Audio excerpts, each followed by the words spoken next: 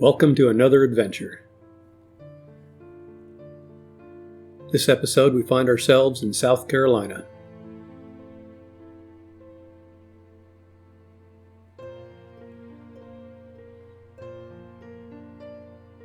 Stopping at the Hunley was high up on my list. I was just fascinated by the story about the world's first successful combat submarine, the HL Hunley.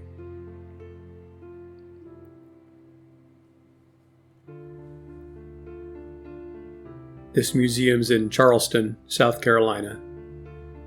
Just kind of a fascinating story about the Civil War submarine that the Confederate Army came up with.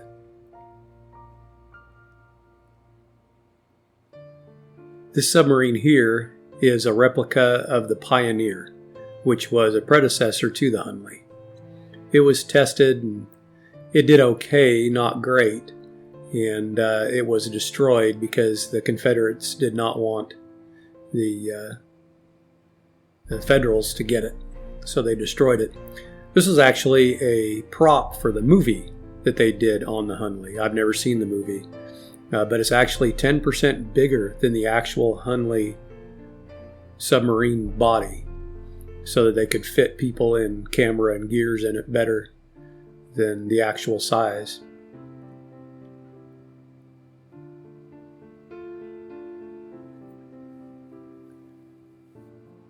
So the Hunley was an 8-man crewed submarine. 7 would sit in the main body, and they had a crank in front of them, and that crank, depending on which way they turned it, turned the propeller for them to go forward or backwards. The 8th was the actual captain of the submarine, and this is a scale model of the method they used to raise it when they found it. So basically the story of the Hunley was... it was developed through the Confederate Army, and then it was tested successfully on a barge. That time, what they had done is they towed a floating torpedo behind the submarine. The submarine dove underneath the barge, came up on the other side, and drug the torpedo into it. But that method didn't work so well, so they came up with another method where they had a harpoon attached to the front of the submarine with a torpedo attached to that. And the whole idea was they would ram the ship underwater, lodging the harpoon into the side of the ship, holding the torpedo next to the ship, and then backing up there was a rope trigger that was tied between the torpedo and the submarine, so once the submarine got a good distance away, it would detonate the torpedo and sink the ship. Throughout the history of the Hunley, it did not do well. It sunk twice before it even went on its successful mission. And after its successful mission, because it attacked the USS Housatonic February 17th, 1864, and it did sink the Housatonic, it went missing. So 3 crews, 21 men lost their lives in the testing and using of this submarine. And when they sunk the Housatonic, only 5 people on the Housatonic died. But this was the first successful combat submarine in the entire world. They found it May 3rd, 1995, after it sat for well over 100 years at the bottom of the ocean. And then August 8th of 2000, they raised it. And they found, it was just amazing how well everything was preserved. They were able to identify all of the crew that was in the ship. Like the gentleman there holding the pipe in his teeth, they were able to look at the skull and see wear marks in his teeth that perfectly fit the stem of that pipe. The coin that the captain carried with him that had saved him in a battle, I believe at Shiloh, where the coin was struck by a bullet in combat. Just an amazing story about the whole submarine, and that is the actual submarine. It was just wild to actually be there, standing there looking at it, knowing its history and everything.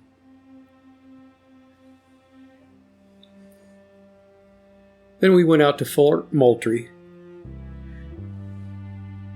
We weren't able to go out to Foort Sumpter just because of all the COVID stuff going around, but we were able to see it from the beach here. So this fort was actually a palmetto log and sand fort back at the Revolutionary War. And the Britons came into Charleston Harbor and attacked. But the palmetto logs and the sand just literally bounced the cannonballs off. And they were able to withstand the attack. And the Brits, finally running low on ammunition and unable to defeat the fort, had to leave. Of course, that was back in June of 1776.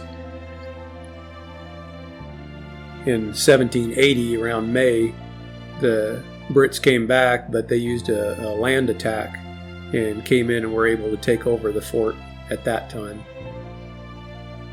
The current, well, not the current, but the fort itself was rebuilt in 1809 as a brick fort, and parts of that still remain. But it was actually built before Sumter was built on the man-made island. It was built in 1829.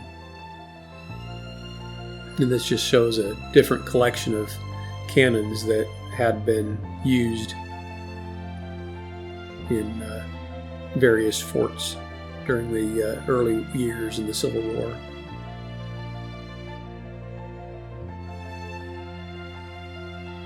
And we just happened to hit it unfortunate. Fort Moultrie was actually closed to public, so you couldn't go inside. So we were able to walk around the outside and see that, and go down here to the beach. And not that first crane, but that second crane you see way out there, that's actually right next to Foort Sumpter. They were doing some work on the fort out there. That's what that crane is there for. Still neat to see it. That was where the Civil War started. Fort Moultrie and Foort Sumpter were supposed to be sister forts to help each other out in the protection of Charleston Bay. Just before the Civil War started, the Federal Army left Fort Moultrie thinking that Foort Sumpter was a better defensible position. The Confederates took over Fort Moultrie and used it to bombard Foort Sumpter. Crazy, our history. Then we went out to the Angel Oak. This thing is massive. I love shade trees. This is like the ultimate shade tree.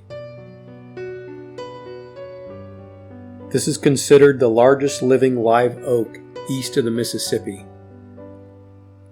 It's estimated to be 300 to 400 years old. It's 65 feet high, and it shades 17,000 square feet by itself as one tree. It just amazes me when you look at these branches, how they just go on forever. They hit the ground, they go under the ground. I mean, some of them look literally like drawings of a dragon's tail in some fantasy area. I mean, the whole tree was just amazing. The circumference, the shape, the way it grows, the limbs are just massive and go on forever. I mean, it was a really, really impressive tree.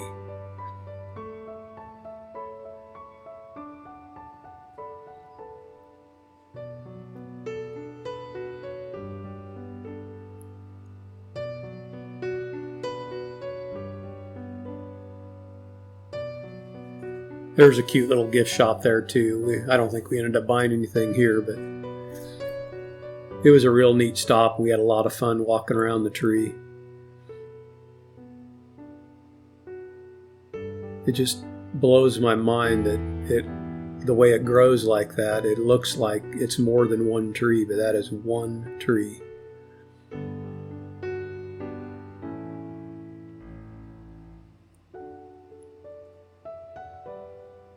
Just gorgeous. No physical way possible to do it, but I'd love to transplant this in my backyard.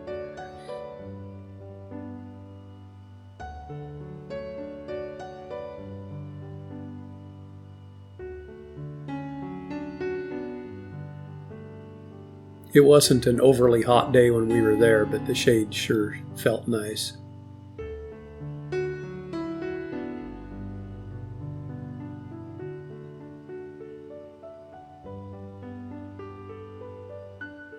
If you look up in the tree limb, up higher, you can see a white squirrel. Never seen a white squirrel before. That was kind of intriguing. One of the campgrounds we were at said they had a white squirrel, but we could never find it.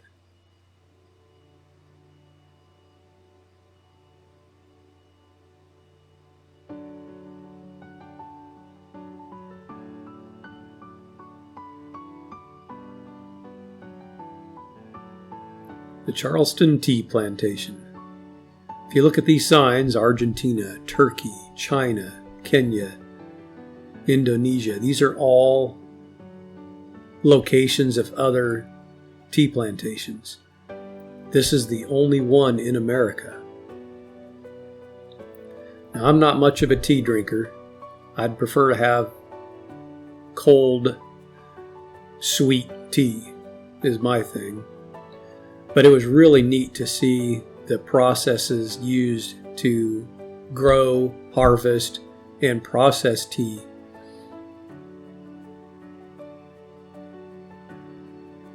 That tractor's a special one-of-a-kind tractor, and all those plants behind it that look kind of like hedges, those are the tea plants. And what they'll do is early spring, they will take that tractor and they'll cut off all the old winter growth off the top of the tea plants. And then as the spring and summer progress, they will cut the top 3 to 5 inches off as it grows. And they'll be able to get several cuttings throughout the year. And it's that fresh growth cutting that they get, that they process into tea. It was also really interesting to learn that the differences between oolong or green or black tea more comes down to how it's processed, not the tea plant itself. They can make different kinds of teas out of the same tea plant just by processing it differently.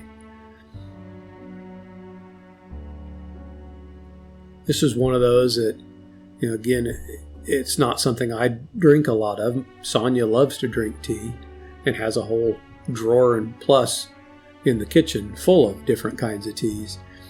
But for me, it was really neat to see the processes used and the equipment and how it grows. I mean, I've never seen a tea plant before, so that part was really neat to see. And this actually was not on our original list of things to go see. We took another plantation off the list so we could come out here. This was close to the Angel Oak as well. And it was just a really neat process to see, even though, of course, we were there, in November, and they're not processing any of the plants in November, so we didn't actually get to see them in action. But through this tour, they had TV screens, and the screens would show you how the process actually happens, how the product's brought in, and what it's like as it goes through each of these pieces of equipment. So even though it wasn't active while we were there, we were still able to see TV screens right next to these glass windows, so you could look out and see the equipment that they were displaying on the TV screen to know exactly how it worked and how the process would happen. So it was a lot of fun.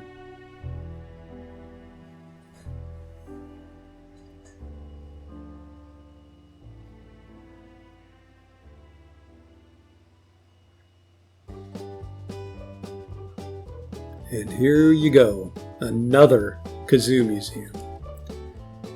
This Kazoo Museum is actually what started it for us on this trip. We had gone back to see our daughter graduate from Marine Corps boot camp, and Sonia had seen this museum then, and I was like, no, we're not going. And we didn't end up going then. So as we started planning this trip, one of the things she insisted on was, we didn't go to it then, we need to go to it now. I jokingly told her, no, we didn't need to worry about that because it's probably closed and out of business. When she did the research for that is when she found the one in Eden, New York as well. So then we happened to have 2 Kazoo museums on our list.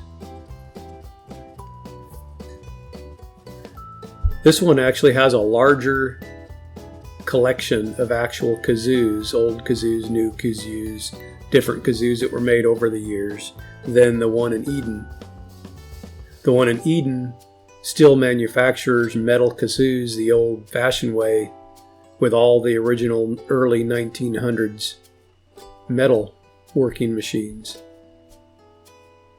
Here they don't do that. These are all plastic kazoos. The kazoo's bodies and the valves themselves are processed down in Florida, but then shipped up here to the Kazoo Museum, and they're assembled and put together here. What I found interesting, being from Oregon, is that this museum has one of the largest examples of old kazoos. Well, what I found out was this collection came from a gentleman who actually had this. It was not available to the public to see, but he owned this collection in Portland, Oregon, literally a couple hours from where we live. And the museum got in touch with them and had his collection sent to their museum in Beaufort, South Carolina. So it's kind of funny being from Oregon and driving all the way over here to see a kazoo display that was originally from Oregon.